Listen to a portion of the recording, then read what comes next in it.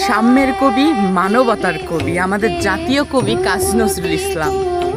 তিনি বলেছেন, মোরা একই বৃন্তে দুটি কুসুম, হিন্দু মুসলমান, মুসলিম তার নয়নমণি, হিন্দু তাহার প্রাণ। কথাটার অর্থ জানো বা বোঝো? যদি বুঝতে তাহলে কখনোই ধর্ম নিয়ে বাড়াবাড়ি করতে না বা ধর্ম নিয়ে মারামারি করতে না। বুঝতে পারছো?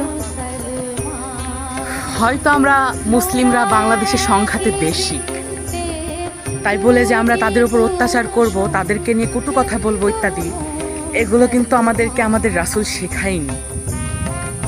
তা আমার এলাকাতে অনেকেই আছে হিন্দুদেরকে নিয়ে অনেক রকম বাজে বাজে কথা বলে, অনেক অনেক খারাপ খারাপ কথা বলে।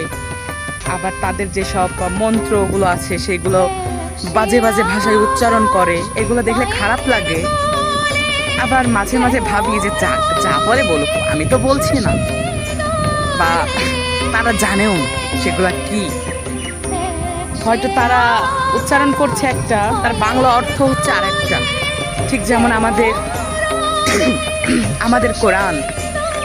কোরআনটা আমাদের আরবি ভাষাতে, কিন্তু তার বাংলা অর্থ করলে আরেকটা। আমাদের বাংলাতে আমরা বুঝতে পারবো। কেউ যদি আমার তোমার সামনে আরবিতে কথা বলে বা কোরআন তেলাওয়াত করে, আমরা কিন্তু তার বাংলা অর্থটা জানছি না যতক্ষণ না শুনতেছি বা পড়তেছি। সেই রকম তারা কি পড়ে কি বলে না জেনে তুমি আন্দাজে তার নামে একটা কথা বলবা, ভাই এটা আমার সামনে বললে তো আমি মেনে নেব না, আমি প্রতিবাদ করবই, যে ধর্মেরই হোক না কেন, যেই হোক না কেন।